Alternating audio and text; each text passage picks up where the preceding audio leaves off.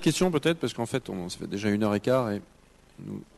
Bonsoir. Question sur Internet, il y en a eu plusieurs, dont une qui n'a pas été déjà posée par la salle. C'est la question en fait de la démographie comme stabilisateur automatique du système, c'est-à-dire prendre en compte le fait que l'espérance de vie augmente d'une année à peu près tous les 5 ans, et donc l'introduire comme stabilisateur automatique. C'est une question qui est posée sur Twitter ce soir.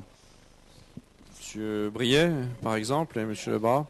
À travers, je dirais, le mécanisme, la règle d'or, à savoir que les gains d'espérance de vie à 60 ans se partagent mécaniquement entre vie au travail et vie à la retraite, et donc pour 3 mois de gains d'espérance de vie, 2 mois de travail et 1 mois de durée d'assurance, on a introduit une sorte de stabilisateur automatique, c'est-à-dire qu'on a prémuni pour l'avenir notre système de retraite, si on continue à utiliser ce curseur, contre les augmentations futures d'espérance de vie après 60 ans.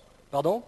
On n'a pas absorbé les précédents. Mais voilà, on a fait ça pour l'avenir, mais pour autant, le stock passé et les déséquilibres de la période insouciante, eh bien, il faut continuer à les financer. Monsieur Lebras, vous voulez dire un mot là-dessus ? Oui, peut-être. Je suis effectivement d'accord avec ce principe. Malheureusement, ce principe a beaucoup de mal à passer dans l'opinion. Je crois que quand Daniel Garnier-Visse parlait d'information, d'explication, là, il y a un très grand effort d'explication à opérer. Et je pense que cet effort d'explication va encore plus loin.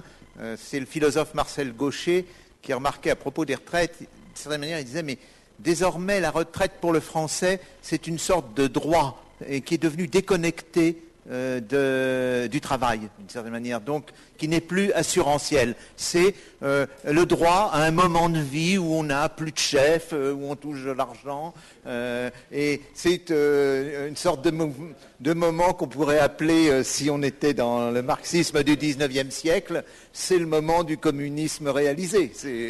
Et chaque Français tient à cela. Marcel Gauchet, je crois, analyse bien une des contraintes psychologiques qui est derrière ce problème des retraites, qui d'une certaine manière, quand on le regarde objectivement, on peut avoir des désaccords locaux, mais on entrevoit un certain nombre de solutions. Simplement, on n'est pas suivi par l'opinion.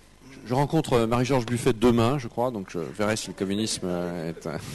Dernière question peut-être, intervention Gérard Longuet.